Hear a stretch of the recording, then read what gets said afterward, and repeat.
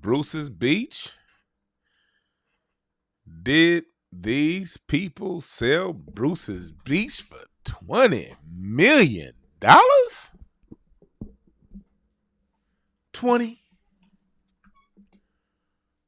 million, nigga.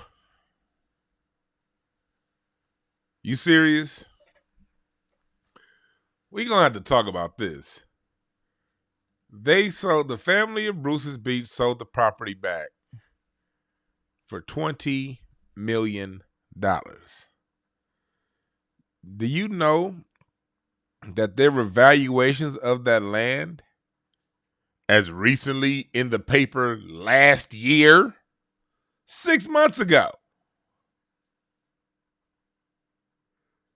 Saying that was $75 million worth of property.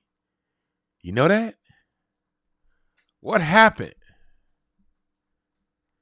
We about to get into all that and more. Let's go.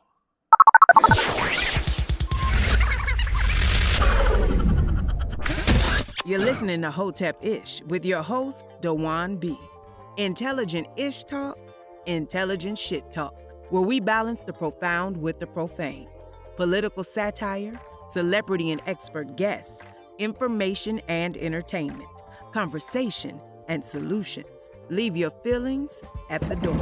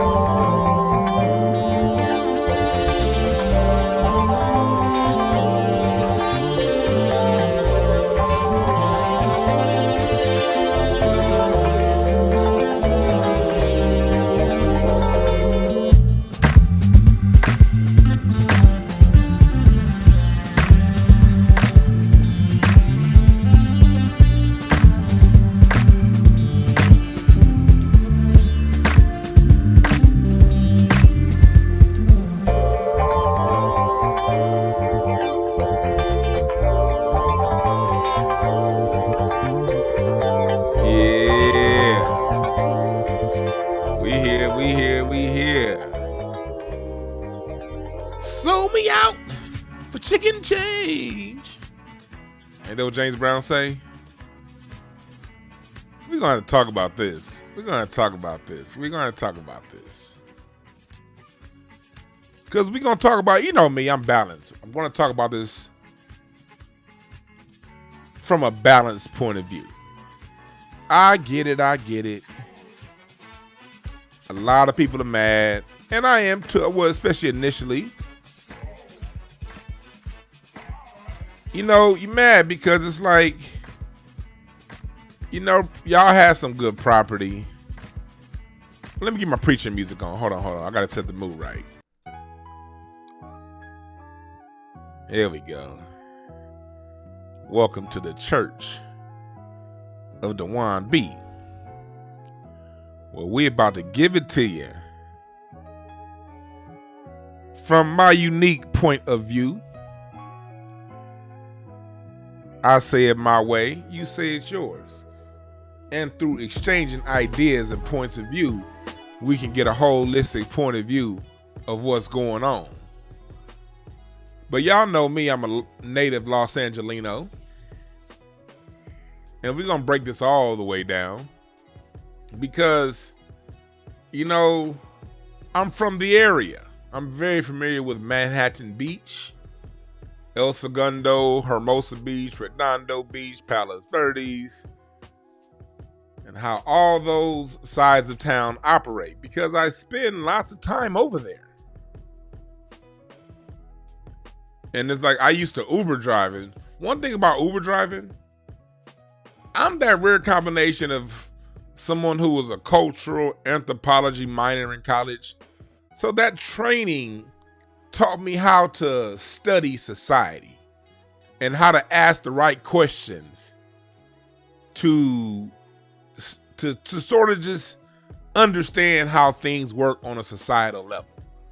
And when you drive Uber, you get a lot of interesting conversations, both through conversations you're having with the passenger and really conversations you hear just with them talking in the back seat.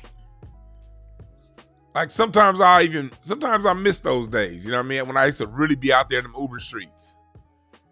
And then, like, all through high school, I was in Manhattan Beach a lot. When I had my knee surgery, my rehab was in Manhattan Beach. I used to hoop in El Segundo, Manhattan Beach area sometimes. Niggas like going to that side of town to hoops because when you hoop on that side of town, ain't nobody about to get shot. So we go over there and hoop at Marine Park over in Manhattan Beach or El Segundo Park.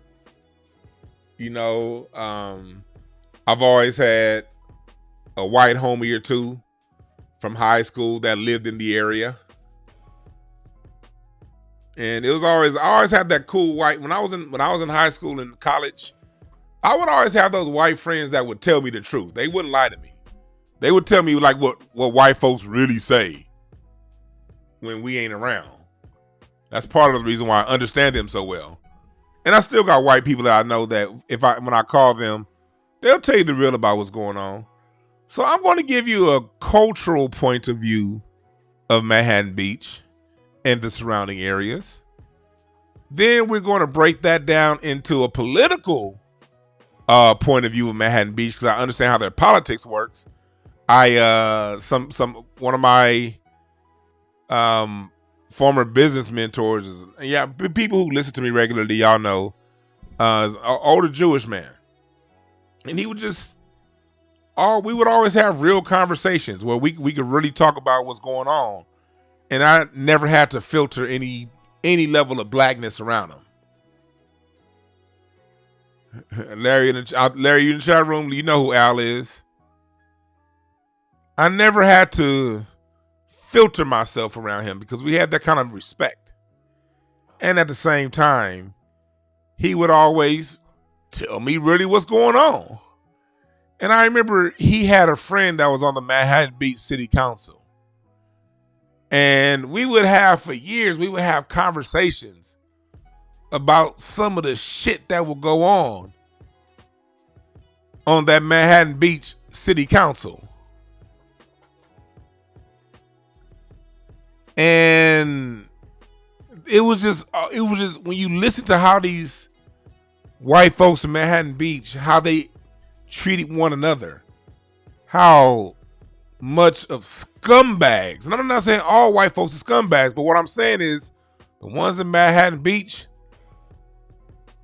the skullduggerous shit that they do to one another, trust me, folks, their knives are sharpened for these niggas. That is one city that I remember when I used to Uber Manhattan Beach. I remember I had one passenger. He was like, I can't wait to fucking get out this city. Because he had like moved to the East Coast, but I guess he blew his money and he had to move back in with his parents. And he was like, it's just, oh my God, this city's just extreme whiteness. Dude was like, because Manhattan Beach passed a law about 4 or 5 years ago to where you can't smoke in the city. Not just smoke indoors. You can't smoke in the city of Manhattan Beach, not even on the sidewalks. He was like, man, you can't smoke in the city. And then if you go smoke in your backyard, you have to worry about your fucking neighbor calling the fucking police. Because all these fucking white people do here is fucking fight with each other. And he was just like having like a little white boy, like depressed, like episode in the Uber seat. I'm about to offer the white boy some water. Like you need some medicine, sir. You need to calm down, brother. It's gonna be okay, brother. He kind of had me like shit. He had me sound like driving Miss Daisy. You okay, sir? He was about to have a whole depressed breakdown. He was like, you can't do shit in this city. Let me tell you a quick story about Manhattan Beach. This was another Uber drive that I had. I was picking these two white dudes up from the airport, and I was taking them to Manhattan Beach.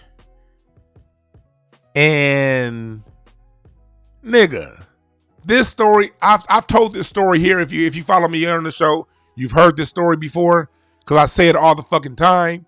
And I say this story because it was like the most like ridiculous shit I ever heard.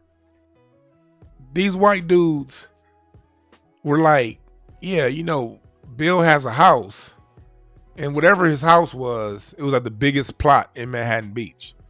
And it was basically saying he doesn't invite people over because if the people in the city, if a lot of people in the city understood how big his house was and how big the lot was, they would get together and go to the city council. And he had like this one friend that was on the city council that told him this. Like basically they'll get together, go to the city council and be like, we need to force Bill or wherever the dude's name was to sell his land because that lot of land is too bulky for the neighborhood and it should be subdivided. Basically, the lesson was that the other white people in this neighborhood saw that another white person had something way bigger than theirs. They would get together, get on code, and get him about that shit. So that's just a backdrop to the mindset of the city of Manhattan Beach. Manhattan Beach is also the city that per capita has the most professional athletes. Athletes from around the world live in Manhattan Beach, from a lot of the Lakers, Clippers. When you're not as much now, but you know, especially when you're dealing with the Kobe area and back before that. They all have houses in Manhattan Beach. Even still now because the practice facility isn't that far from there. A lot of the LA Kings hockey team, a lot of your Russian volleyball, there's a major. It's a lot of people who are professional Russian athletes, both hockey, volleyball, that live in Manhattan Beach. A lot of your professional surfers and like high level surfers, the ones that make a lot of money, and professional beach volleyball players around the world live in Manhattan Beach. So Manhattan Beach is also somewhat of a sports town, but it's very liberal, very white, very snippy towards one another. So that's a backdrop for the city of Manhattan Beach. And I want to say, excuse me for being rude and not welcoming the chat room. Thank y'all for joining. I appreciate y'all chat room for joining. I appreciate y'all. You dig what I'm saying? Because without y'all, I'd just be talking to my black ass self, wouldn't I? Ha! So whether I have 10 people in here, 100 or 1,000, and for the thousands of people who gonna listen later on, salute to y'all, and I appreciate y'all. You're not taking it for granted. For real. And get your candles at lightthemood.com. I'm burning one of these motherfuckers right now. When my wife came home yesterday, I was burning one of the candles. Well, 2 days ago. She came home. She was doing her she went to go see the floats for the Rose Parade. She went to go see the floats afterwards. And she came home and she was like, "It smells very floral in here. I'm burning one of Jayla's candles. That's why." Shit. We smoke 22 for your motherfucking discount. 40% off. And you know Jayla helps people from human trafficking. And she teaches emotional intelligence, which a lot of you niggas need. That money's tax deductible you get your candles with. And she uses it to teach emotional intelligence to the youth. Because without emotional intelligence, all they're going to be doing is shooting each other and shit. So, yeah. So, that's a backdrop for the city of Manhattan Beach. The city of Manhattan Beach doesn't allow for much any kind of development. They're very, Manhattan Beach is very small. When I say small, I mean there's a small network of people that can move and shake in that city. And if you're not in that small network of movers and shakers, you basically out the game. So this is the backdrop to what a lot of the people with the family of Bruce's Beach was up against. And here, y'all know I haven't done this with y'all in about a year. It's been a while now. My old time listeners, y'all remember when I used to do my map shows. And if you want a deeper detail of Manhattan Beach, I did a full breakdown of Bruce's Beach about a year and a half ago when all this went on. Back in 2021, I did a whole breakdown of Bruce's Beach. So y'all can go back and listen to that one. And this is going to echo a lot of that. I'm going to repeat some things I said in that. But that last one's going to go into greater detail if you want more of a backdrop as to how the city operates. But I want to keep setting this foundation before we get into talking about the sale of the land. Because I like to always give a pretext. In order for holistic understanding, you must understand the beginning before the beginning. True understanding is understanding the environment in which an entity is happening. If you want to understand an organism, you have to study the environment. That's not something just for biology class. That's not something just for sociology class to get a B on your test. That's not what it's about. When you learn these things in high school, in college, in middle school, when you study biology, these are lessons that you apply to life. Whenever you want to understand a study or anything going on in life, you have to understand the environment. But what happens, unfortunately, too much is people with limited thinking usually are the loudest ones. And that's not to say most people that have limited thinking. I'm just saying those with limited thinking tend to be the loudest ones. And those will be the ones saying, "You're just giving an excuse. They should have got together. It don't matter what that was. You just, man, they could have stuck together and did something." If that's how you think, whatever, fine. I'm not going to argue with you. But for those who have a more expanded mind, we study the environment before we study what exactly happened. And then we can get a fair understanding of what happened.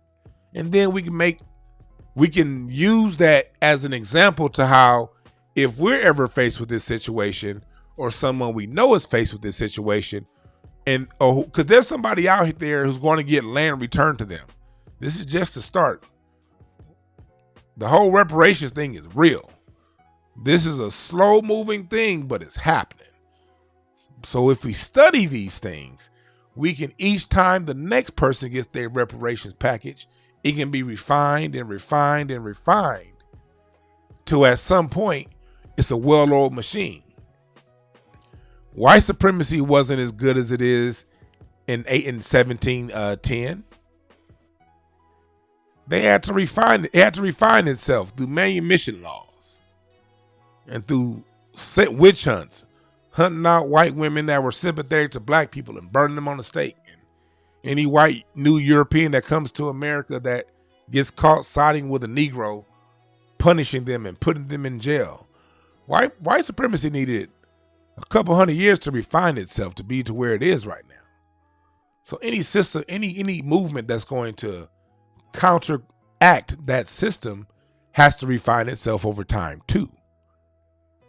And you do that through analyzing what happened, not judging what happened like a dickhead. Well, anyway, let's get into it.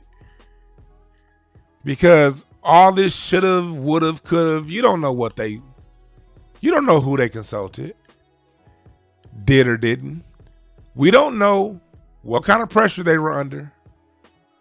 We don't know whose child had a picture taken of at school saying, hey, we know where you are.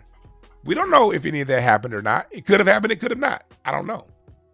All I'm saying is, with how we all know how they exist, they have multiple levels of manipulation that can cause people to make certain levels of moves. All I say is this. I don't mind people judging and saying what they should have done, but my question to you, who out there saying what they should have done, my question to you is, are you in position to protect them if they made that move?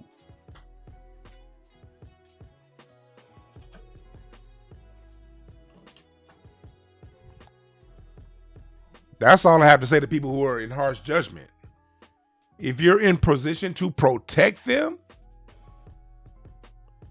then judge away.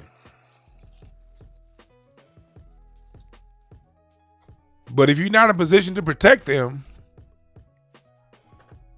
let the judgment die and fly. And study this shit and see how we can refine ourselves. So the next situation that comes along, we do it a little bit better. How about that? So let's break this shit down like only DeJuan Brown can do, because I'm a LA nigga. Now somebody hit thumbs down, huh? Somebody didn't like that. I guess that was somebody judging. I wasn't even looking at the chat room. I just saw this thumbs down flare. Y'all can't see thumbs down, but I can see it on my end. I saw the shit just flare out of nowhere. I'm not even looking at the chat. Somebody was like, thumbs down. I guess they didn't like me saying, are you in position to protect?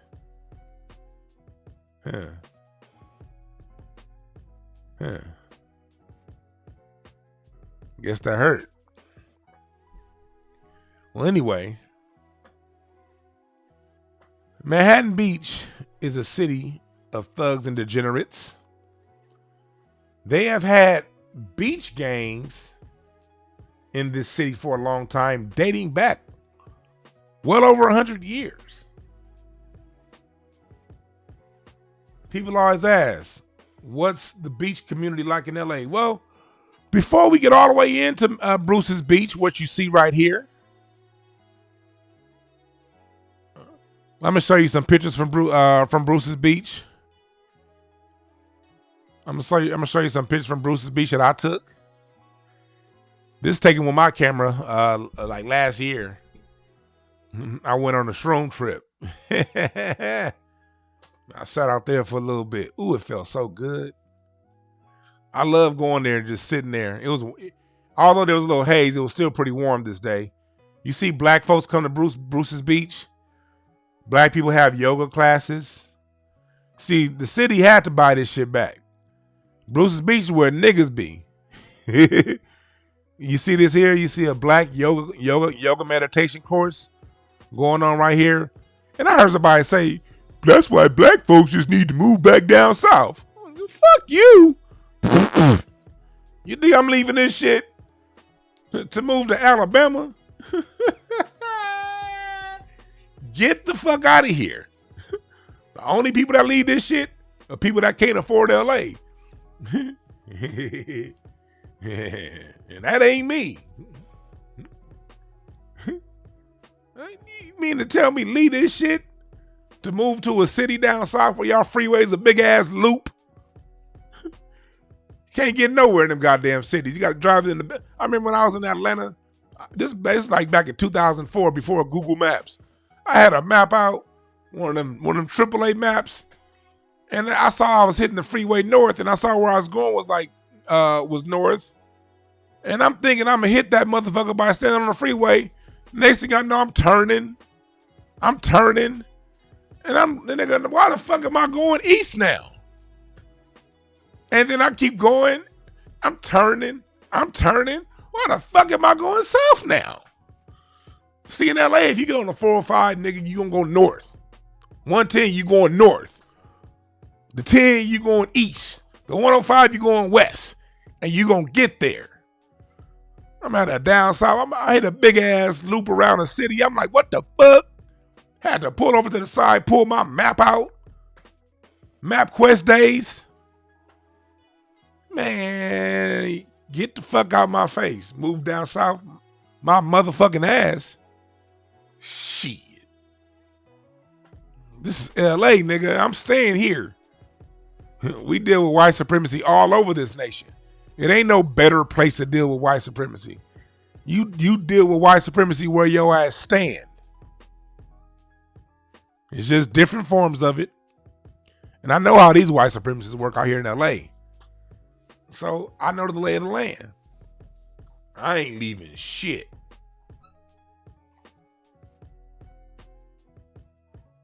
Matter of fact, somebody said, no, y'all freeway system is trash down south. It's backwards. The first freeway built in the United States of America was built here in Los Angeles, California. The 110 freeway. The 110 freeway. Nigga, we showed the world how to fucking build freeways. God damn it. Look at this shit. Look at our freeway system. When you need to get somewhere, you get on that freeway and you go. When it ain't, as long as it's not as big as LA is, as long as you're not in rush hour, it only take 20 minutes to get anywhere you see right here. From the valley to the South Bay. If you leave after 8 p.m., it only take 20 minutes to get anywhere on this bitch. The first freeway interchange was right here in America. When America adopted the freeway system from the Nazis, the first highway interchange was right here, the 110 to the 101. That's why when you go to Disneyland and we go to the Disneyland the car exhibit at Disneyland, it looks just like this. Because it's Disneyland's rendition, because Disneyland opened up in 1955, the same year this 110 freeway was built. You dig? USC. This is the black neighborhood that was destroyed to build the 110. The Broadway motherfucking business district. The Central Business District on Broadway. If you get off here, the 110 freeway at Slauson, you'll see a little placard right here memorializing the black business district of the 110 business district. But this is my goddamn city. I ain't leaving this shit. Fuck out of here talking about something move back down south. And salute to people down south. Nothing wrong with that. If you could deal with that, them cyclone bombs and shit, go right the fuck ahead. I can't. It's raining right now in LA and I'm shivering in my timbers. Because I ain't used to this shit. And I'm proud of that. Well, anyway.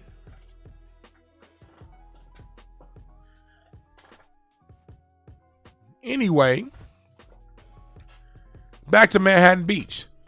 So Manhattan Beach, that's what you're dealing with when you're dealing with this city. And it's a very racist city. So is El Segundo. Every time California has, like the LA Times talks about the most racist cities in LA, in California, El Segundo, which is just north of Manhattan Beach, this little pocket of must right here, that's known as El Segundo. And this is always known as the most racist city in California, El Segundo. So for those of you who don't know, backstory, Bruce's Beach was taken from black folks back. Where's the one? Where is it at? Bruce's Beach was taken back in the 1920s, and it was returned to the family. Backstory. Do you know Bruce's Beach isn't the only beach in the area that was taken from black people? You know the same shit happened in El Segundo Beach 1 year before Bruce's Beach? Fuck out of here. I hate them damn ads. Yeah, same shit. Right near Dockwater Beach. That's right here. Bruce's Beach is right here. This picture you see right here. Where'd it go? Where'd it go? This picture you see right here. There was supposed to be a black version of Coney Island on the West Coast. And that land was leased to black people. But the city of El Segundo shut that shit down. In the backdrop you see, this is LAX right here. This is old school LAX, Los Angeles International Airport. This is where you land when you come to LA. And you land at LAX. Well, this was supposed to be a black beach. A year before Bruce's Beach. See, back then in the 20s, beachland was considered like not good. It was like the land, everything west. Let me tell you some LA history. Everything west of La Cienega. Where's La Cienega? On here. Everything west of La Cienega. That's Sepulveda. But when you get up here, where's La Cienega? Aviation. Here we go. Sepulveda. Why can't I find La Cienega? Here it is. La Cienega, Ladera Heights. You always know La Cienega. Well, do you know what La Cienega means in Spanish? La Cienega Boulevard.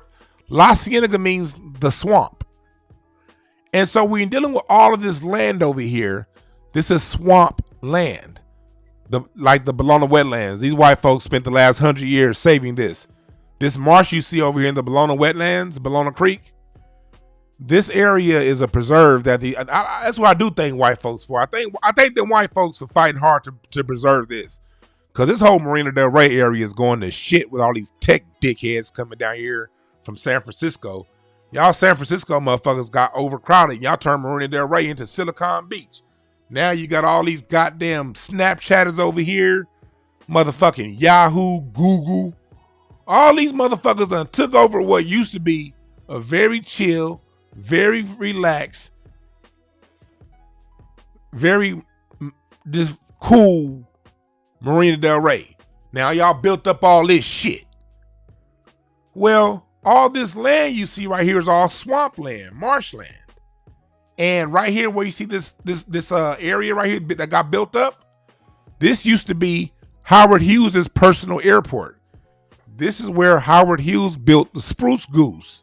You see here it says Spruce Goose Hangar. For those of you who are into flight and into aviation, the Spruce Goose was built right here. This was Howard Hughes' personal airport field. Well, anyway, all of this land over here is swamp. So it wasn't really desirable land. That's why they built LAX over here. So early LA, there was a lot of black people coming in, taking up beachfront land because this wasn't the most desirable land. You couldn't really build strong stuff over here because the ground was too shaky. Well, you know, the niggas figured it out. Black LA, you know, we black people, man, we always figure shit out, right? Right? See, this wasn't as popular of land versus when you come up here to where you're talking about Venice, Santa Monica, this is more bedrock. This isn't as swampy. So the desirable white beaches were all up here first because you can build, when you're talking about the Palisades, when you're talking about Santa Monica, right here, what you see here is about a 100-foot cliff. This isn't flat. This is about a 200-foot cliff when you go up this California incline. And up here is bare rock style land. So the white folks took up this beach area first. You know, that's where you're dealing with, you know, Palisades, all up in here. Palisades High. Did y'all know that there's a Nazi camp somewhere up here in the Palisades? Yep. That was active back in the 20s. Topanga Canyon. That's all, you know, you're dealing with Malibu over here. They took that from the Malibu dark-skinned black Indians. You know, so up here, this is where the white folks settle on the beachfront property because you have more solid land to build on. When you get down here, you're dealing with swampy land, very swampy. There are no high-rise buildings in the south down this area of the South Bay because the land can't wait. There are some high rises right here where the tech district is, where Raytheon is. There's some high-rise buildings right in this area. Defense, the LA Air Force Base. Niggas don't know how heavy the defense industry here is here in LA. And then also you got the oil land. There's a lot of oil land down here. Chevron owns this huge plot of land in El Segundo. And do you know they paid less than $1 million in taxes? Yeah, they pay less than $1 million in taxes for all this land that they own here. So this area, they said, because this area is so full of oil, swamp, and sand, it's the black people who settled it. It was the black people who were the ones developing it. That's why it's no coincidence Bruce's Beaches was right here. Because like I said, right down the street, this is the area I'm telling you about when I showed you this screen here with the sand and the oil field. This is the strip of land that the Black Beach was supposed to be. This is where it is right here in actuality. So you're talking about 1.5 miles, Bruce's Beach, to where the black people were going to have a Coney Island style beach. So can you imagine if black people were left alone for the last 100 years? What we could have developed owning this many parcels of land 100 years ago. You know we would have bought more because, again, the white folks didn't want it. You have oil fields right here. They don't want that shit. They didn't until we funked it out. Then once we funked it out, the white residents who was in these they all got together and said, hell no, let's get these niggas out of here. And so they made their moves.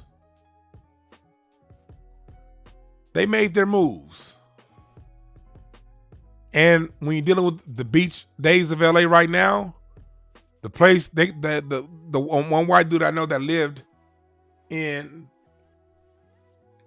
anytime what's up, FBI Honey Badger, appreciate the super chat. Anytime I hear about swamps, yeah, you know it's us because we be up in them swamps. Yes, we do. Yes, all around the nation, the black people were the swamp people. Getting our freedom through them swamps. It's very true. Well, in LA now, well, not now because they're basically trying to wipe us all out. Dockwater is the place where black people congregate at the beach. The white people in Manhattan Beach, according to white people I know who live in Manhattan Beach, they always call this ethnic beach. You see, the one place black people do congregate at the beach, there's no place for development because this is right up under the airport. There was one time a bunch of houses here that they knocked down, and then after 9/11, they basically shut all this down. You can't even drive up in here no more. Shit, back when I was in my teens, if you grew up in LA, when you first got your car in your teen years, you this is where you took the ladies to be watching the airplanes take off and anyway. But this was some shit niggas did back in the 90s before 9/11 shut all this shit down. But anyway, what they've done recently to this beach is they shut down the parking. You can't park on the street no more. They basically trying to kick the black people off the one little piece of strip beach that we had. They kicking us off that.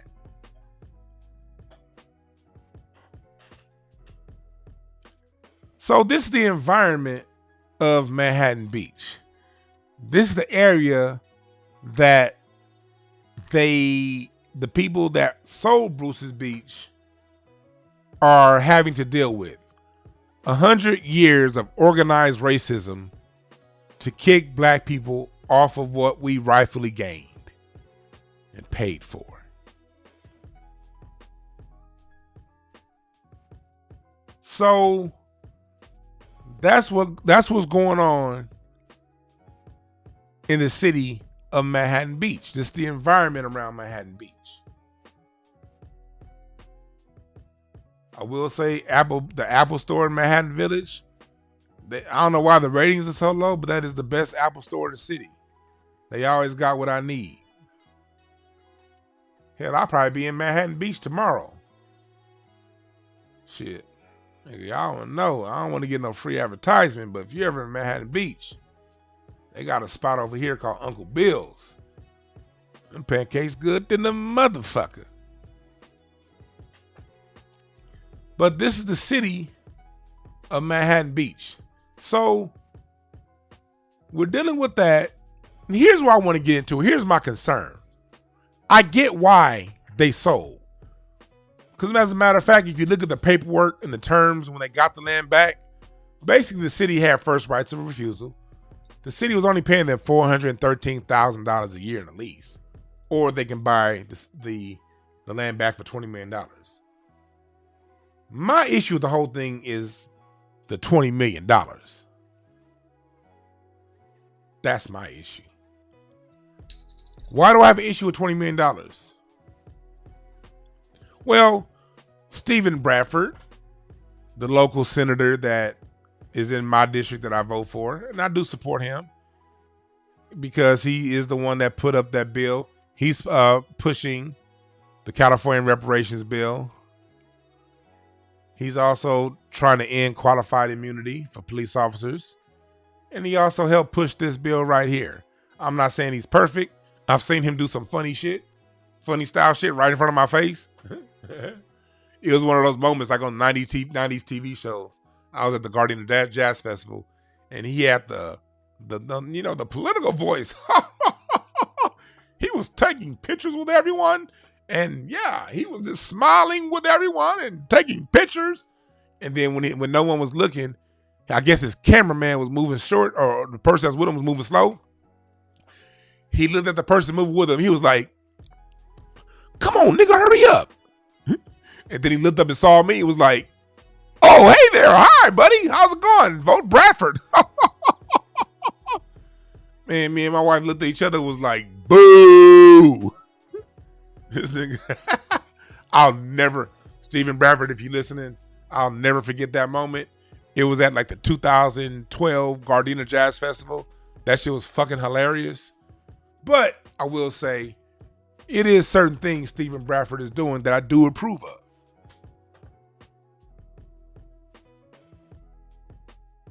You dig? So my issue was this. The paperwork showed that they sell the land back for $20 million, right? But look here. October 4th, 2021. The land y'all said was worth $75 million, which I think is a low ball. How does a $75 million piece of land go for $20 million?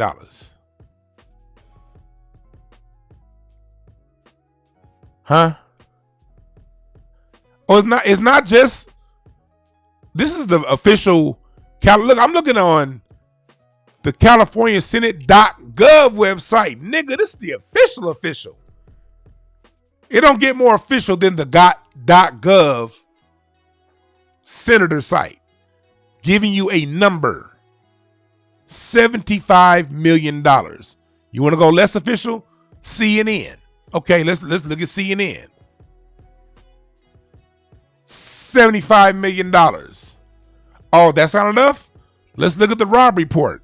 The Robb Report is one of the most racist business publications you ever goddamn see in your goddamn life. They're not going to overvalue shit for black people. What do they say? $75 million. What happens when you, for those of you students and former students out there, when you're doing a research paper for school, what do they ask you when you're making a point?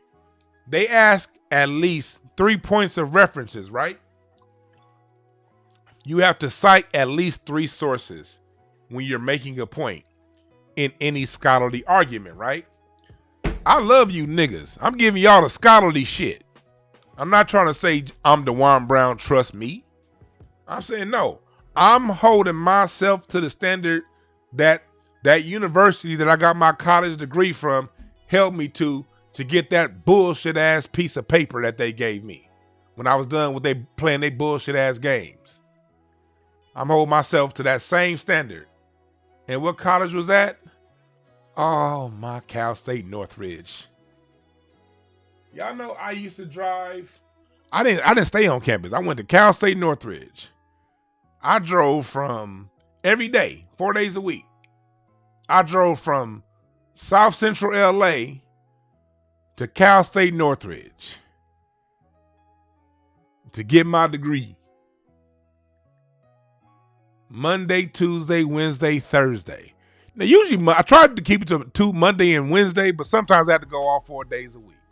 From South Central to Northridge. That's a 30-mile drive each way. Shit. I ain't leaving my goddamn city. Well, that bullshit ass school I went to told me if I wanted to pass a little bullshit ass class, I had to give them 3 sources when I'm making a point. Okay, 3 sources. The Robb Report, $75 million. CNN, $75 million. The California Senate State motherfucking Gov website, $75 million. So that leads to the natural question. If everybody is saying 75 million, why is they getting it for 20 million?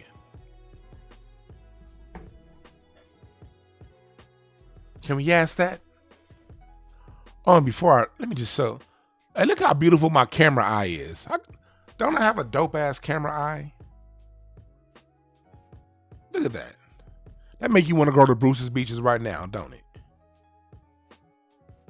That make you want to go to Bruce's Beach right damn now, don't it? Black people meditating. That was a black-owned food truck out there. Man. Lead us to go where? Nigga, what? Nigga, what? No, sir. No, sir. Well, anyway, I'm going to put this all up. This is a Google search. October 21st. $75 million. This that CNN article. $75 million. Black family. This was a Daily Mail article I put up. $75 million. Everybody is saying $75 million. Right? Or am I tripping? So why is it being sold for 20? What's missing? I'm really asking that question. I don't know the answer. What's missing? Like, for real. Family, can we talk? I'll tell you what's missing. I'm white and I say so.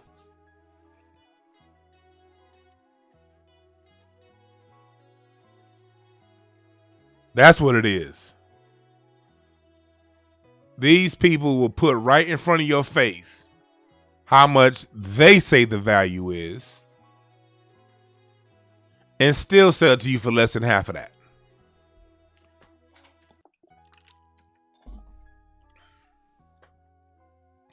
You know what this was? Let me give you my point of view. Ain't nobody gonna give it to you this way, and if they do, they heard it from me first.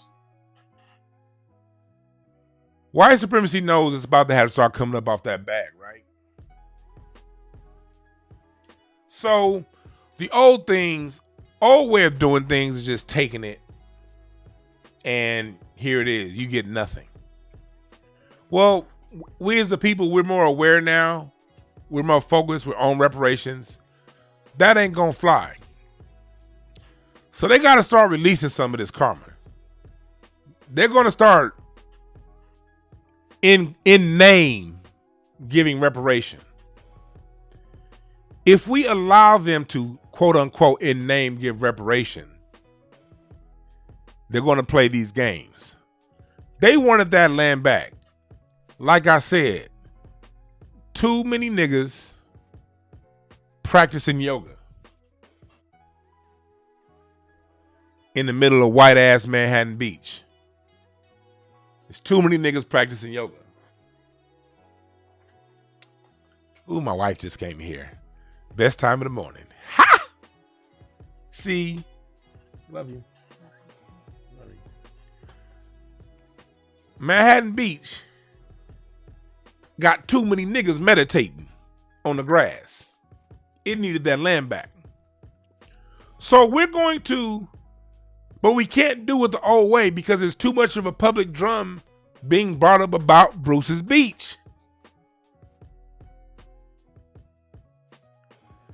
So what we gonna do is, in name, give reparation. $20 million to them ain't shit. Hell, $75 million to them ain't shit. But 25 ain't shit. If we can look like we're doing something, give the illusion of progress, maybe we can keep these niggas quiet for another year.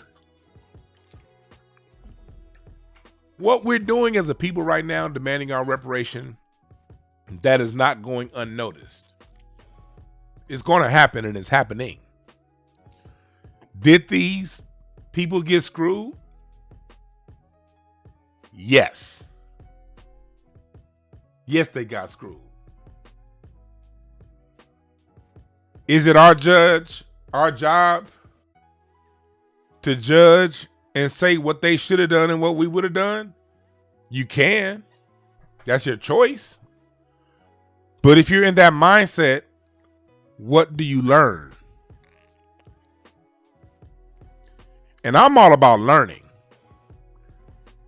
Because the way I look at reparations, that's the political agenda for the next century. This happened to the Bruce family in 2024. El Segundo in 2023. That's 100 years ago.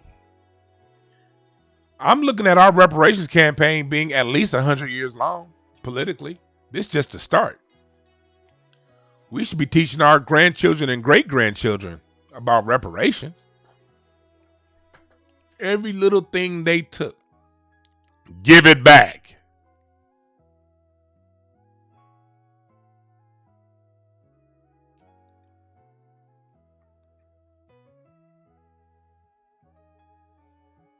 And we grow from there. Because let me address now some of the things that y'all saying in the chat room. Because what I'm saying is a lot of, and I get it, I'm not against, I get black people, we just want some wins right now. And we're at a different point to where we really just want to win. We really want to, get the shit right. I get our passion. But we got to be smart. We got to be smart. I need some water. I'm going to address y'all concerns, and we're going to talk about this back and forth, and I'll even take in some calls in a little bit. After 1 minute. Be right back. On B, Black History Commercial, take 1, and here comes the 2 to the 3 and 4. Hold up. Celebrate our warriors and scholars. Black history on a t-shirt. Black people don't owe anybody anything but an ass whooping. Yep. Mothers of the movement, our scholars. Instead of wearing a sports jersey with someone else's name on your back, celebrate our leader's name on your chest. Say it with your chest. Get yours now at hotepish.com/shop. Free shipping on all orders over $75. Also, get your Black American Music family tree at incenseandashtrays.com/shop. 400 years of music created here in North America exclusively by Black Americans on one piece of artwork.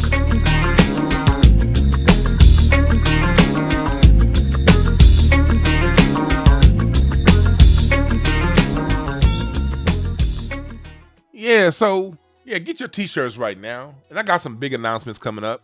Follow me on Discord at Dewan B. Follow me on Caffeine at Dewan B. Dewan B is everywhere. DewanB.com is getting ready to drop. All kind of shit like that.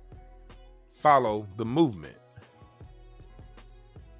So, a lot of people are saying things and it sounds good. It sounds good. It sounds good. But there's a reason why I started this show talking about the environment of Manhattan Beach. For those of you who were not here the first 20 minutes of the show, let me give you a quick little recap. Manhattan Beach is a city where white people spend all day fighting white people over land rights, over personal freedoms, over which businesses get to operate in the city and don't. It's a very battle-tested city when it comes to who can move and shake in that city. And white people who are not in this very, very, very small circle have hell to pay if they don't use someone within that circle to develop any piece of real estate within that city. Okay? Okay? This is what white developers deal with. How do I know? DeJuan Brown used to do hard money lending. I was a loan shark. Yes, I was a loan shark for a couple years post college. But I was an honest loan shark. You know, we was giving out them 16% seconds. But hey, if your property was under 60% loan to value and it was a reasonable real estate deal and your credit was fucked up in the 500s, you ain't paid nobody back, take this $3 million second at 16.5% on this $20 million property that only has a $6 million first. Yes, that was my business for a while. That's how I met so many Russian and Jewish people who gave me a lot of game on how shit operate on the back end of things. Manhattan Beach was always a tough nut to crack. Just like Malibu. Malibu's similar. Malibu, Manhattan Beach, to get permits in that city to develop your own house, let alone any kind of massive piece of land, is a fight. And you better have a lot of payola for the right people. And you better know the right people on the city council. Because Manhattan Beach is such a thug territory, they'll not approve your plans because it outshines the plans of their friend. And you're not using their friend, the developer, that is going to charge you 3 times what it costs. That's how petty Manhattan Beach is. So if these black people were white, that's what they were up against. Now put all that what I just said, put that in the hands of a black person.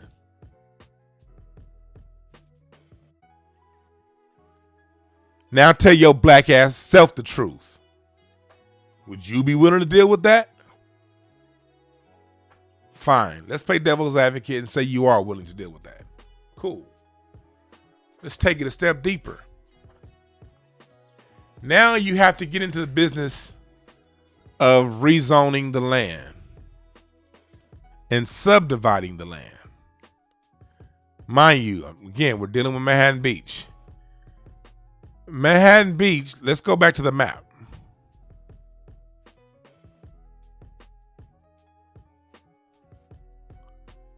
Let's go back to the map. The parcels of land, first of all, this is zoned as public utility, One thing the man said was he didn't want to have to go through the permitting process.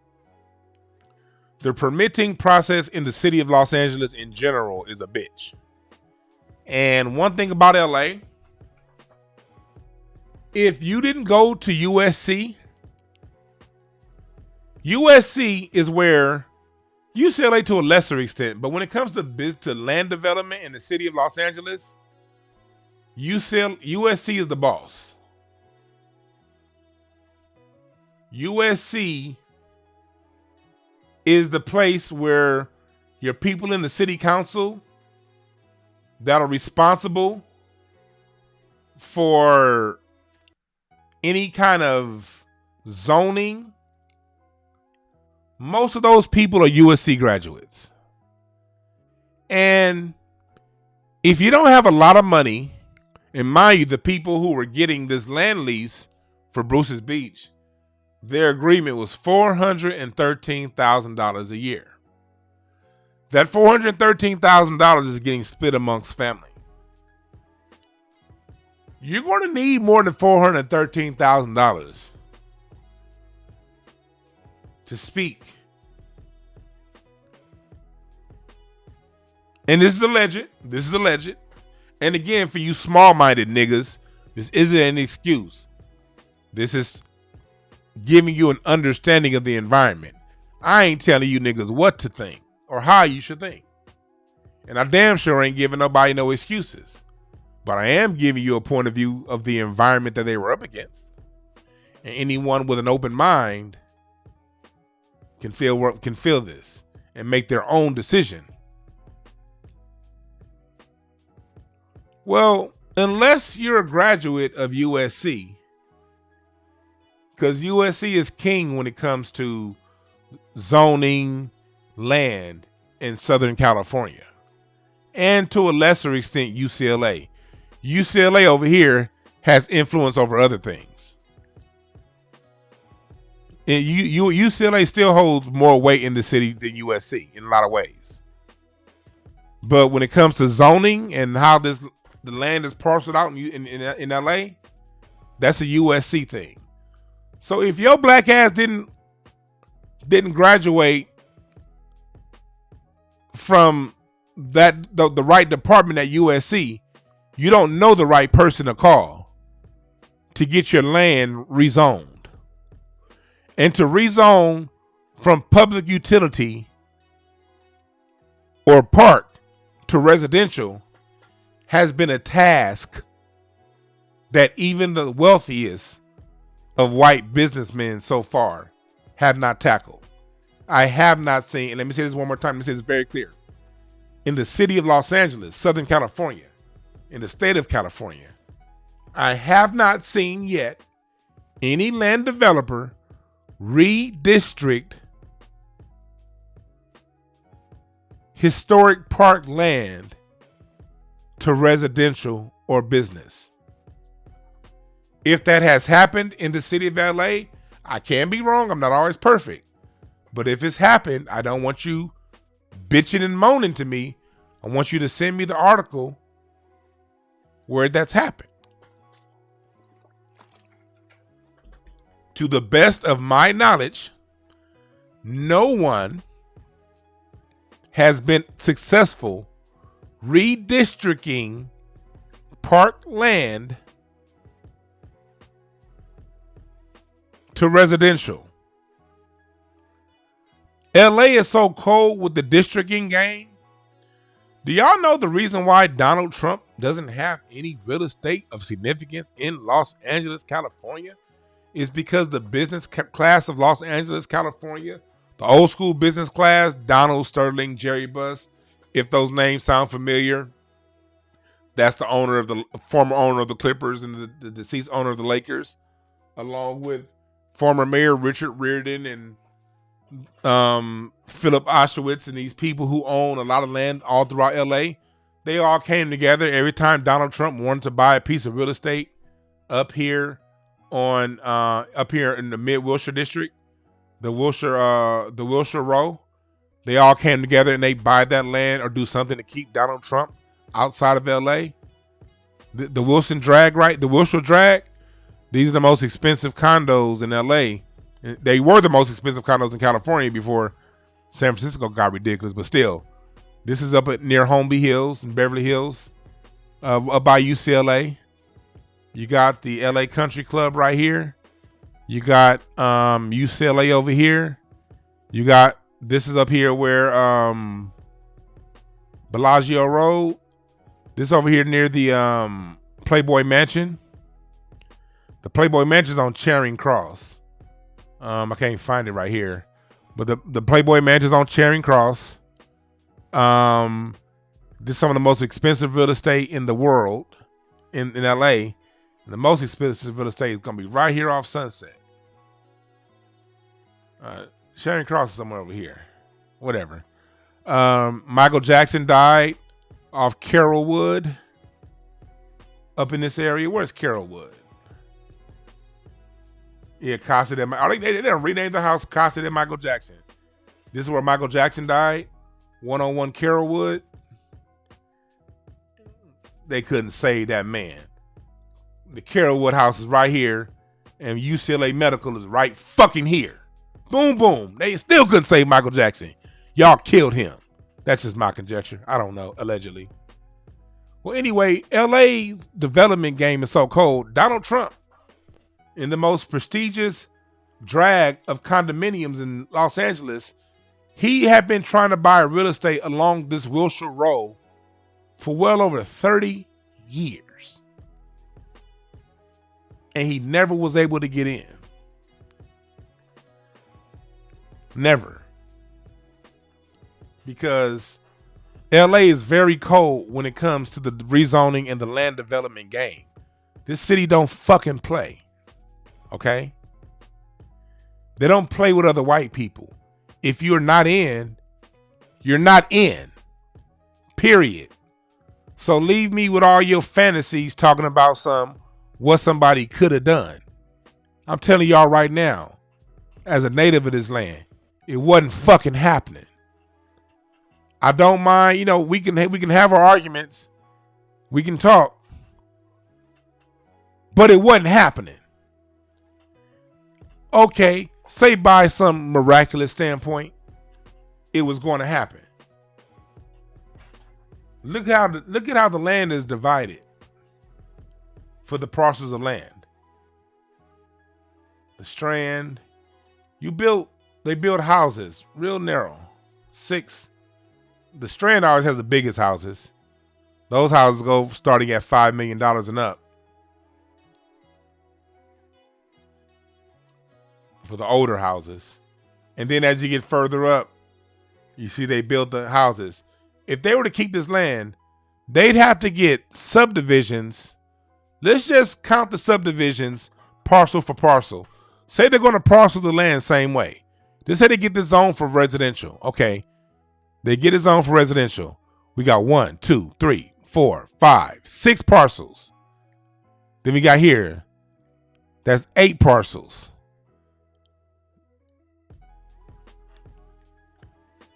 All in this area right here.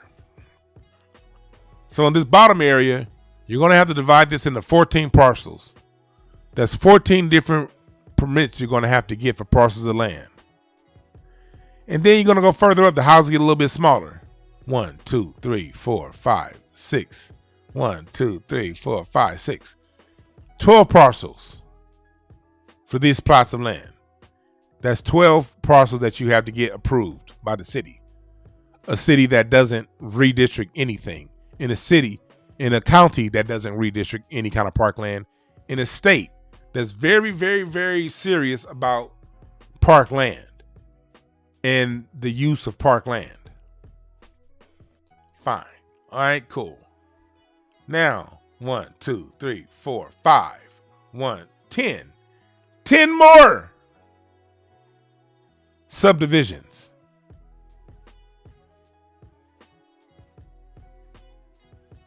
Do you think that's realistic? With a budget of $413,000 a year in income, that's not enough money. That's not enough payola to develop this parcel of land alone.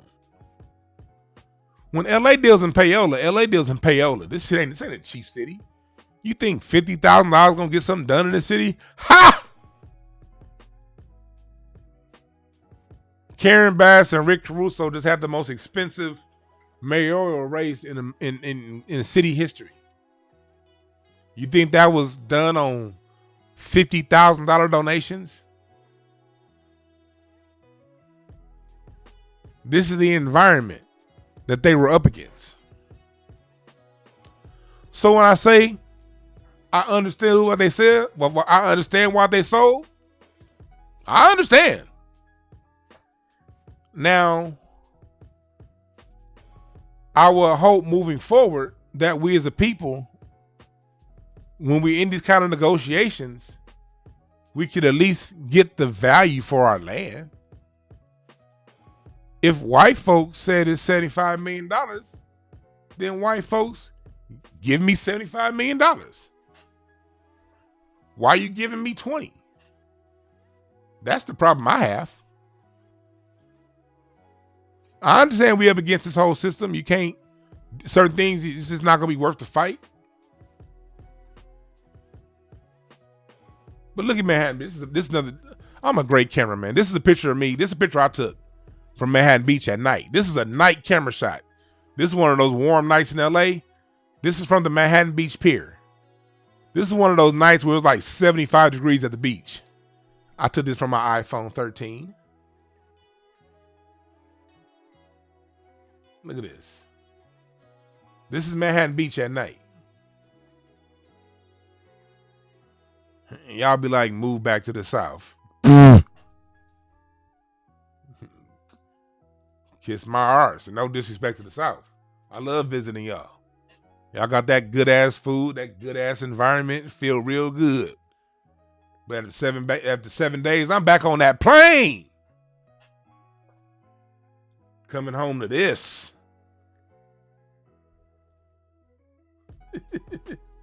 Shit.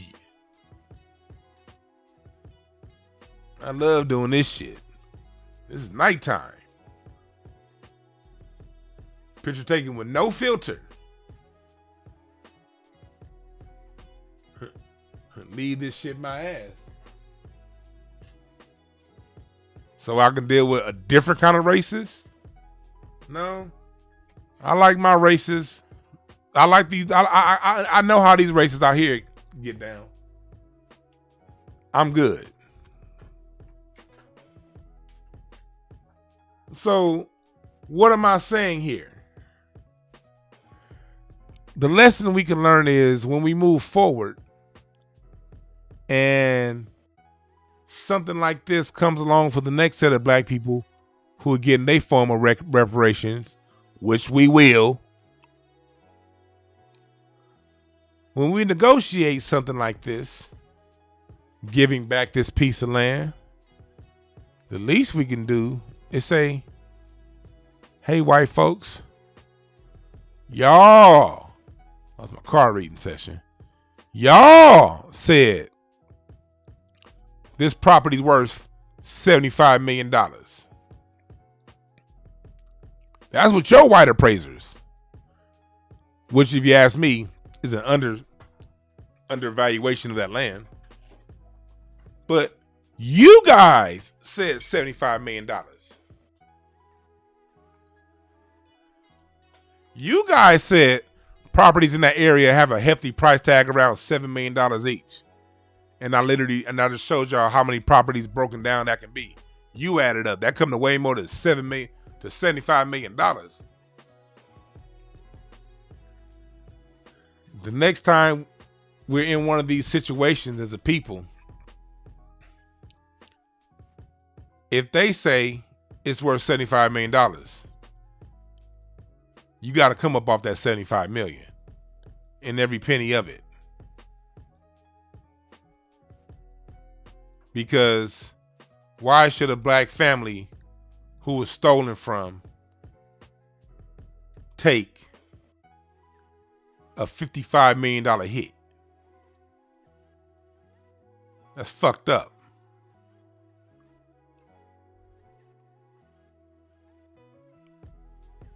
That's fucked up.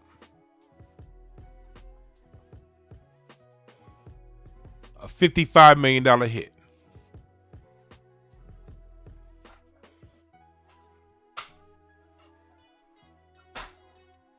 And here's another reason why I say you niggas out there shouldn't be judging. Because of half you motherfuckers talking shit about what they should have done, y'all lost y'all grandmamas, y'all granddaddies one house.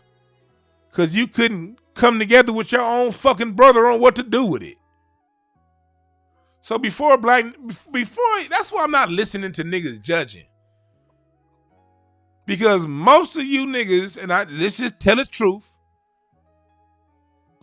because this was the mindset of black folks, especially the baby boomer generation, not baby boom, the Great Depression generation, the children of the Depression. A lot of them was like, I ain't leaving nothing for my kids to fight over, or I ain't buying that life, that insurance, or that I ain't doing no living trust and no will. Family died without a motherfucking will. House go to probate. You got one brother going in there stealing daddy's old nugget ring jewelry, taking the TVs. Let's tell the truth about ourselves, niggas. If this ain't you, you're the rare. So how many family broke up over your auntie dying? You weren't even fucking with your auntie like that. But since her kids are dead, you think you somewhere in line. Or her kids ain't around, you around more. And then you got the grandbaby coming in, putting in. I used to do loans. I used to have I did loans in Inglewood, nigga. In mortgage. I know what the fuck go on with these houses. Behind closed doors. Family members scheming. Trying to get auntie's house in their name. So they cousins can't get to it. Spending all the goddamn money. And then when auntie die, the kids are expecting a property and they ain't getting the property because a little stank ass niece or somebody like that did some bullshit while auntie was alive.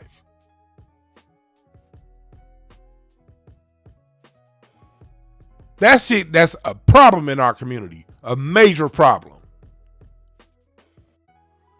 That's why we don't even own the hood. We still own the hood if the goddamn kids of these parents can get the fuck together and keep the goddamn real estate. The reason all the Asians, the Mexicans, and the white folks is moving back in, because as soon as somebody died, what's the first thing you niggas do? Man, we gonna go ahead, man. We just gonna sell it, cause man, it's gonna be too hard to, man. We gotta fix it up, man. We gotta get an appraisal, man. And cousin Jerry talking about they moved down back to Arkansas and they don't want to deal with the property, so fuck out of here. That's why I'm not listening to these niggas talking about what they should have done. Cause your family, guaranteed, if not your direct family, one of your cousins done fucked off somebody's real estate. Guaranteed. Either you did, or you're 1 degree separated from somebody who did. I'm raising my hand. I ain't do it, but I'm for damn sure 1 degree separated from family on both sides. My years in mortgage, I done dealt with too many situations. My years in banking, I did banking for 9 years between banking and mortgage.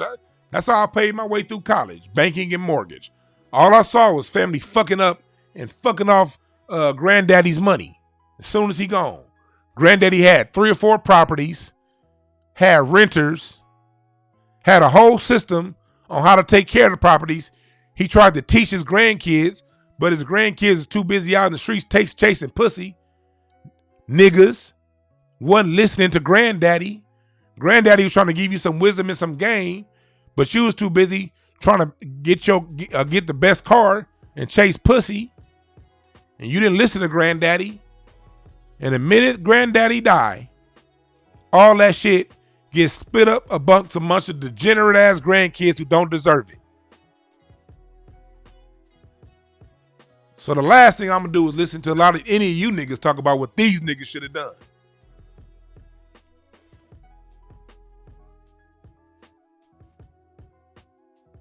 Hell yeah, Quan. Option arm mortgages did fuck up a lot of people, but let's talk about the option arm mortgage. Yes, a lot of people, those were snuck up on some black people. Yes, they were. But let me tell you something. A lot of niggas wanted it.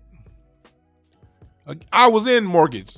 Let me go back to my map. Y'all know I like my map sessions. I remember back in the option arm mortgage days. I worked at Washington Mutual Bank, Inglewood, California. Downtown Inglewood in the middle of the business district. That's where I worked. Right here. Manchester and Locust. Same building you see right here. This was the job that I was at when I paid my way through college cash. Right here. 355 East Manchester, Inglewood, California. Locust. Downtown Inglewood. These black businesses you see right here, these are my clients. And of course, none of these black businesses were, when I was over the loan, when I was in charge of the loans, I don't remember funding and giving any of these businesses any loan money because Washington Mutual didn't fuck with black businesses like that. But this is where I work, in the heart of black LA. My job in college, right here, Washington Mutual Bank, now known as Chase. This is where I worked. When I worked as a teller, then loan officer, and then business banking manager at this branch, I learned a whole lot about people. And I learned a whole lot about how shit go down.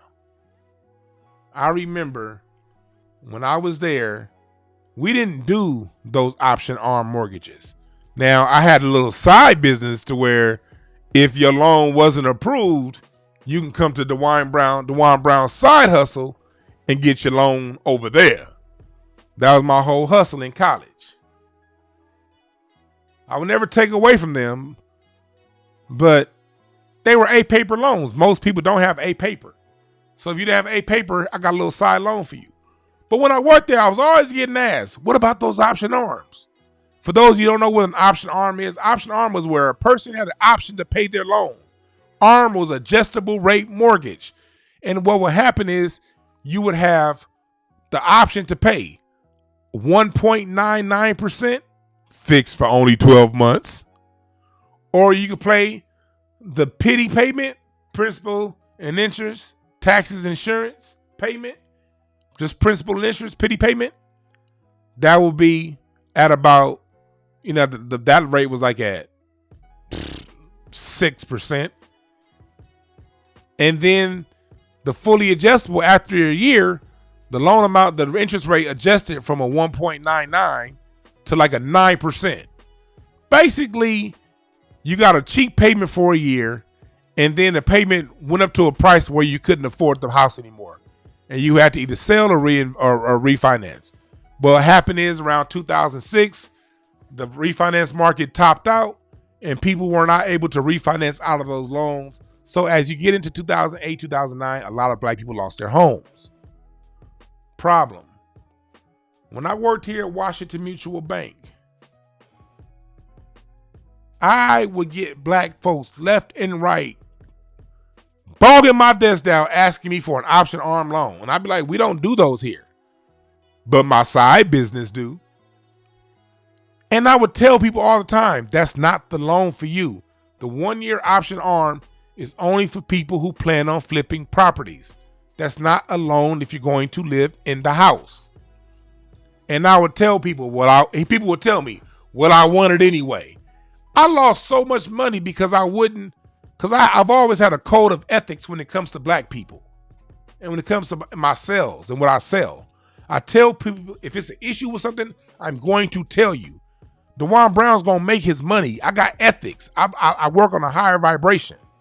I don't fuck over people. So because I was only 20 years old back then and I had that ethic. So because I didn't fuck over people, and that was one of my biggest issues in college, I used to get so mad. Because I would see people making so much more money, making a lot of money. I wouldn't get mad at them for making money, but I would get mad at the customer. Like, how you gonna go get that loan? I remember I had one of my mom's best friends came to me. I explained the whole loan, and she wanted the option arm. I told her don't get it, blah, blah, blah, blah, blah, blah, blah, blah, blah. She still went somewhere else and got an option arm, but she wouldn't get it with me. And I remember being so frustrated because I'm very pro-black. But this is one of those moments I was really just frustrated with black people. And I was like, man, I'm over there telling them the best advice so that this is your friend. So they can keep their house long term. She just got it from her mama. She gonna lose that motherfucker. And at least I was like, if she gonna do it, she could at least came back to me. I still could have done it. I could have at least adjusted the rate to a point to where when the option arm hits, it's not gonna hit them as hard on the back end. I would have lowered my points. Instead of getting 3.9% on the back end, I would have maybe taken 2.5 points on the back end so that their adjustable rate don't hit as hard when it does adjust. But no, she had to have it. Why? Because niggas got a floss. Niggas wanted that Lexus GS 450. Let's tell the truth. Niggas wanted that Chrysler 300 when that dropped. We all remember when that fake Bentley, that fake Rolls Royce Phantom looking ass Chrysler 300 dropped. Niggas wanted those like crack. I would tell people when I would refinance their house, put in a new kitchen, redo your basement, remodel your bathroom, put on a new roof, do something that's going to increase the value of the home, because house prices aren't going to keep skyrocketing. When this option arm does come due, or when this loan does come due, at least if you added a bedroom, remodeled the kitchen and the bathroom, put some new stucco on that bitch and a new roof and some new trimming, at least you raise the value of the property. So if that option arm does adjust and the market balances, at least you've put enough equity into the home to where you can come up out of this. And what were the niggas doing? Buying Chrysler 300s. Let's tell the whole goddamn truth. And I still love my people in spite of our bullshit. But we got to tell the truth. We ain't perfect. We millennials, we can't make the mistakes them baby boomers made with the shit. Baby boomers got that shit from their parents and fucked it off. And Gen X and older Gen X. Baby boomers and older Gen X got the bag and fucked it off. But we ain't gonna fix they fuck ups if we gonna sit here and act like we perfect. We gotta talk about these niggas fuck ups loud and often. Yep, that's how they fucked it up. So when we get our reparations, we ain't gonna do that dumb shit. You give me my reparations this time, at least I know to upgrade my home if I already got one. So worst case scenario, I lose all my money in a lawsuit or whatever. My home got an increased value that I can in the future borrow off of to keep it going. But we ain't gonna do that unless we talk about, then we got these niggas that are under 30. People under 30 don't really know what was going on in 2008. Hell, a lot of you niggas my age in your 40s don't know because y'all was too busy out partying. I was partying with you, but I always had one foot in business and one foot in the party scene. You dig? But we got to tell this. So when our young people under 30, under 20, when they listen to us, they don't make them same goddamn mistakes.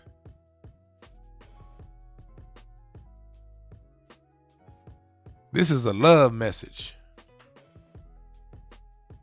I love us. I'm not going to sit here and sit around talk about all this shoulda, coulda, woulda. And I know how we goddamn act when we do finally get a goddamn bag. We go fucking crazy. Too many of us. Not all, but too many. But unlike a lot of the niggas that talk like this, I'm not saying we don't need reparations until we get it together. No, I'm saying no. Yeah, we fucked up, but run these reparations. Yeah, and a lot of people gonna fuck them off, and y'all gonna keep breaking reparations bag on and on. Y'all gonna keep breaking reparations bags.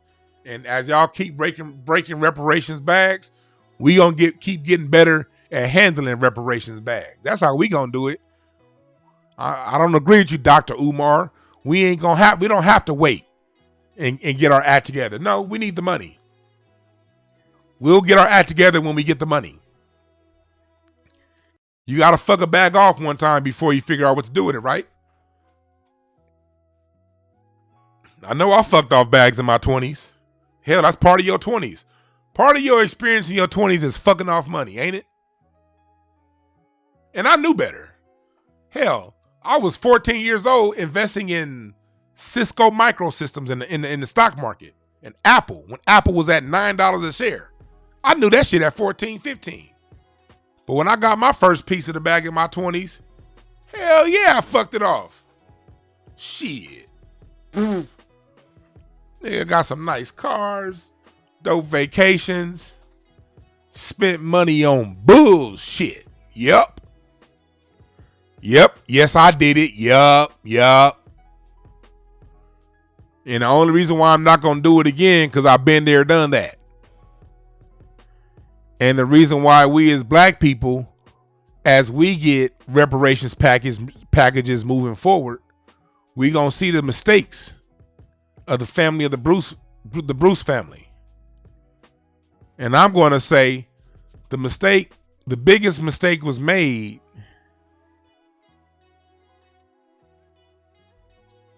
when they agreed to this number, knowing the value was this number. As far as selling, I know Manhattan Beach. That shit wasn't going to get developed.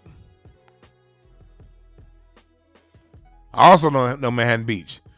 They tired of all these niggas coming out here meditating. So they had to make some kind of move.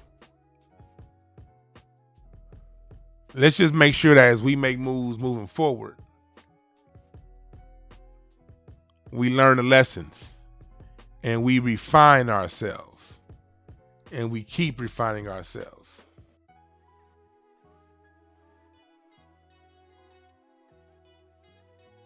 And we keep refining ourselves.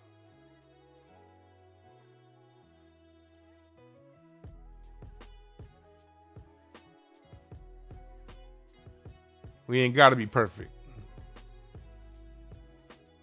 We done been displaced from our natural state for the last 400 years. It's going to take a while to get our equilibrium back. All that matters is we put one foot forward as we keep moving forward.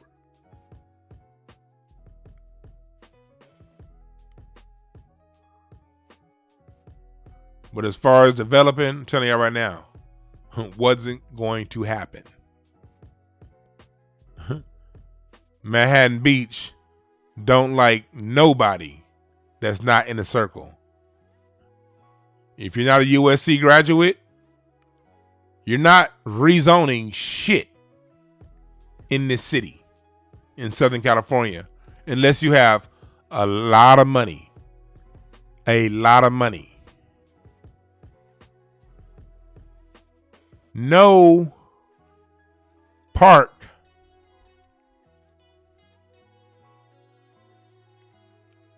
and to my knowledge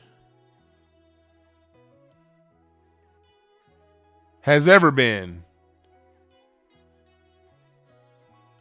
redistricted from public park to residential or commercial or business. Anywhere in Southern California. If it's happened, show me. So they were up against forces that they do not have the resources to fight. And we as a people don't have the resources to protect them. So since we don't have the resources to protect them, we don't have the standing to judge them. Because we don't know what was going on behind the scenes. We don't know. All I know is rest in peace, Nipsey. Black business people have come up dead for less.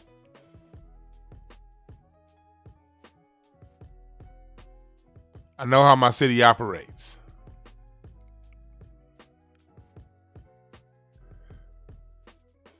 All Nipsey wanted to do was run the Marathon store. Right here. That's all he wanted to do. That's all he wanted to do.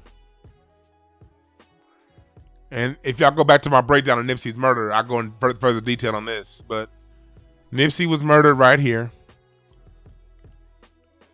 My homeboy was painting this mural right here. The U.S. Bank building. Where are the photos? Come on now. These are old. How y'all not going to have any new photos of this? It's a beautiful mural right there. Anyway, my homeboy, there's a mural on the side of this building. It's beautiful. If you're ever in the South Central, go look at it. My man Moses painted this. And while he was painting this mural, let's go to Street View. Y'all see it? While Moses was painting this mural that you see right here, Nipsey got killed. On the mural, he has Queen Khalifa. That's my man Hassan. If y'all ever in the chat room, if you ever see a dude named Hood News in the chat room, he's a regular in my chat room. That's him, Hassan, and his daughter, Queen Khalifa, the Olmec. My man Moses was painting this right here on Crenshaw and Slauson. Nipsey, when those shots rang out, Nipsey was right there. That's where Nipsey got shot. One thing that he told me was, up until the day Nipsey got shot, up until that day, there were these police officers that were sort of just hanging out right here. This used to be a cleaner's. It used to be back when the Marathon store was here. This used to be a little shop. It was these police officers that was always either here in the parking lot of the Louisiana Chicken or the shop that was right here or over here, Slauson Donuts.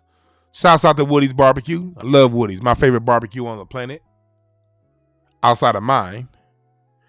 They were always standing right here looking at Nipsey.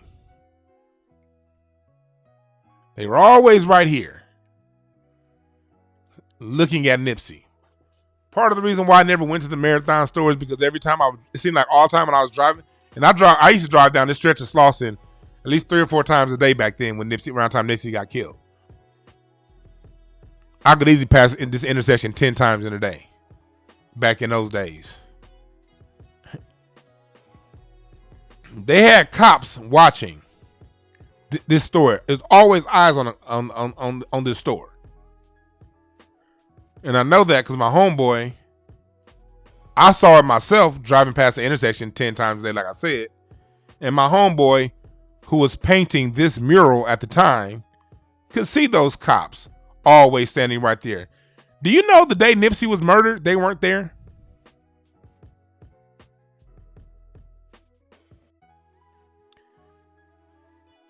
That was the first thing he told me. He texted me because he was standing there on a Sunday because he got killed on a Sunday.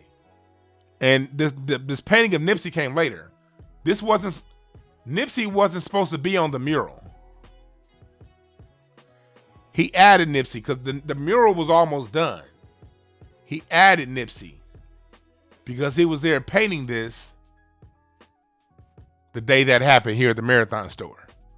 And no police officers standing right there. I know how my city work, niggas. When they want a piece of real estate, see the reason what they wanted. See, y'all see a train line here now. This train line didn't exist. It was getting built when Nipsey got murdered. Also, this particular piece of real estate you see right here. Let me go back and expand. Let me go back to the Google view. This piece of real estate you see right here. Around the same time Nipsey was murdered, the people who owned this sold this, quote unquote, for $29 million. Question. If you own this big ass piece of real estate right here, and there's a train line coming, and when this train line is built, this piece of real estate is going to be worth over $100 million. Why would you sell for $29 million? At the time, they had a Ralph's Superstore here. There's a Ralph's Grocery Market and a Rite Aid. So you're anchored by two major chains. That means your cash flow is impeccable. You have a Rite Aid, an AutoZone, and a Ralph's Grocery Store. If you ever look at some of the pictures from the LA riots, when this grocery store was, and they was going in this motherfucker. You got a Popeyes, you got a Burger King, you got an Arco. You own all of this. Why would you sell it for $29 million just a couple months after Nipsey was murdered?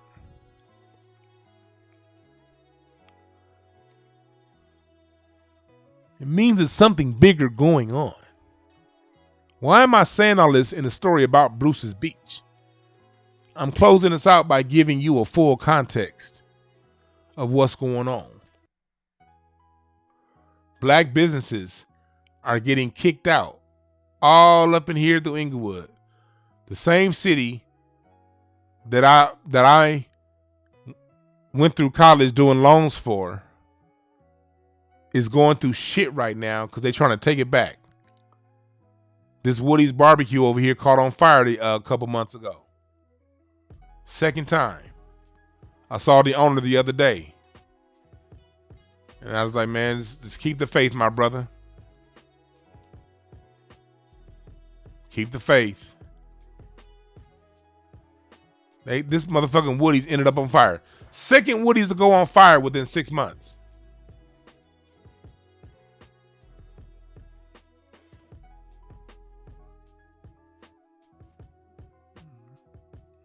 No, I feel you. I appreciate the super chat, Honey Badger. But yeah, no, the Nipsey people, no, they couldn't bring power tools because they were all on parole or probation. State of California, you can't have power tools if you're on parole or probation. And they used to regularly raid the Marathon store, at least every couple months. I know because I used to drive past it all the time. And I would get, anytime it got to the point to where it's hard to even drive past Slauson. I go up to 54th or down to Hyde Park because there's always raiding that shit.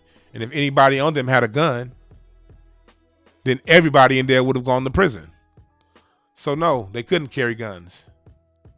That was not possible. If they were carrying guns, when one of those regular raids happened, everyone that was on parole or probation was going back to prison. So they couldn't carry guns. Gotta be realistic. It's not the environment. We gotta get an understanding of environments. That's why understanding environments is so well. When you understand environments, you know what can and can't be done. You know what's possible and what's not possible. See, a person not from LA, they can't give this to you. They don't know LA. They're just going to come with a whole bunch of judgments and say what should have been done, what shouldn't have been done. And they're going to talk about a whole bunch of impossible scenarios. That's how the city operates on a small level.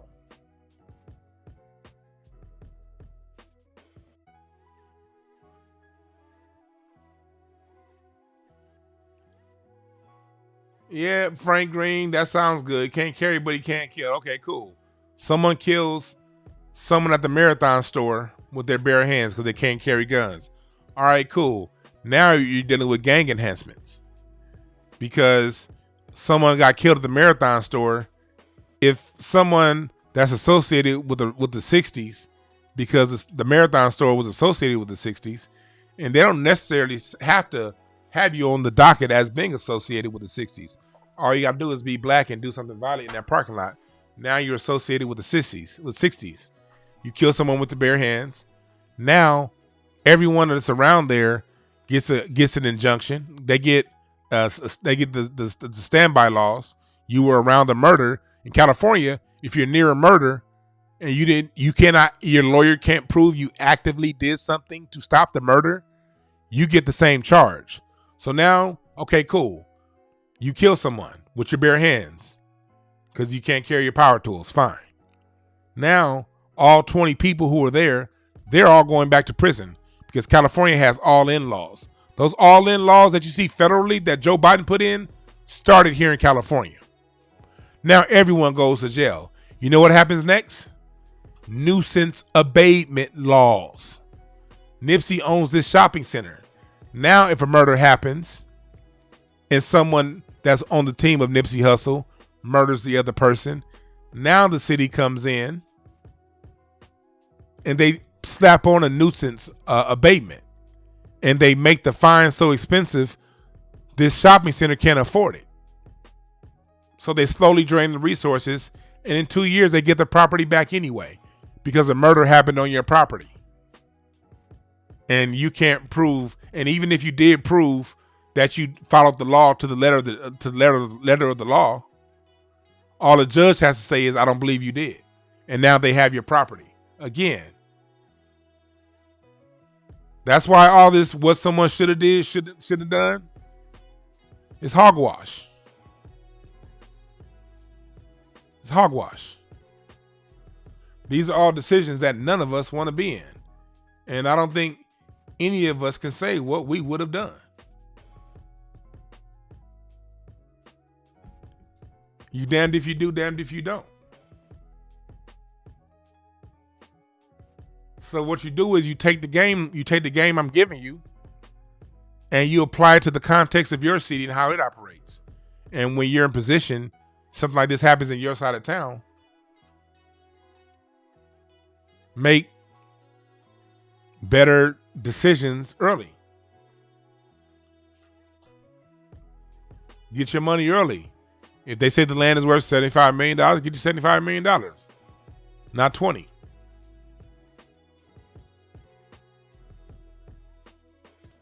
So that's why I'm having this conversation. And make sure y'all listen. I will be back on live later on today at 5 o'clock with Kendall. We're going to have a mental health session. She's going to be talking about hypnotherapy. And because black people, our minds are messed up, man. You can't go through all the 400 years of trauma in your mind and not be fucked up. So later on today, we're going to have a healing session on this channel. We're going to talk about healing your mind with hypnotherapy. Healing your mind with traditional therapy. Healing your mind with mystic things like cards and shit like that. What does all that mean? We're going to talk about that later on with Kendall Cobb. Healing yourself, healing your mind. Because this is a brain drain. This is fucked up. It will get your brain and your mind bogged down. Can't let it. Gotta stay clear. And above all, you gotta maintain that love in your heart. Look at these black people you see right here. Clearing our minds. Using the energy of the ocean to meditate and maintain peace. Because if you get caught up too much in this bullshit, it can take you away to some place you don't want to be. Don't let it do that to you. We study what's going on. We see the game being played. We make the move we need to make. And then we get back to vibing out. It's raining today, but I know the minute it's warm again, I'm going to be right there back at Bruce Beach. With my headphones on, sun in the sky, getting all that vitamin D from God's green grass and blue skies.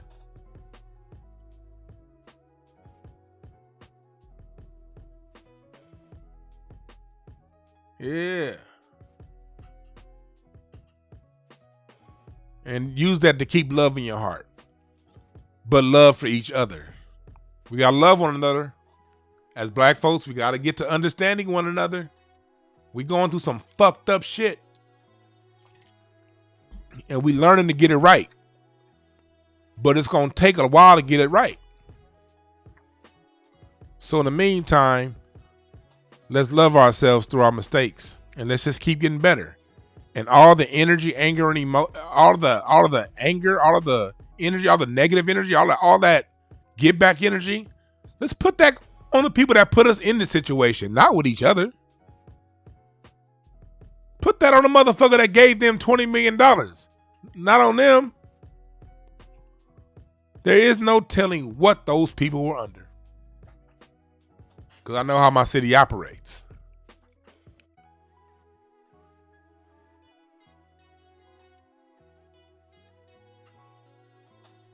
You dig? Y'all said take calls. I'm ready to get off. I'll take 2 calls. Cause I'll be right back on here later on. Mods, y'all know my number. The mods are put in there in the chat room my phone number. 744-7425. 744-7425.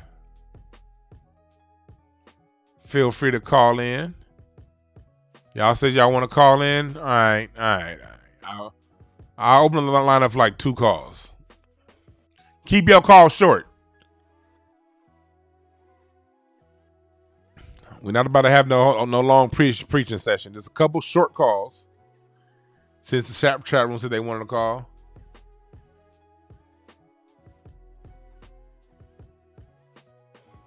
And I'll keep this line open for like 10 more seconds. 20 more seconds. If I don't get a call in these next 20 seconds, I'm ending this bitch 18 because, yeah, I'm ready to go kick it with my wife in this rain. I'm about to turn that fireplace on. 10 seconds. Y'all say y'all want to call in. You got 7 seconds. I can't wait to be done with you niggas to go kick it. You got 3, 2. Phone lines are closed. I guess you didn't want it that bad.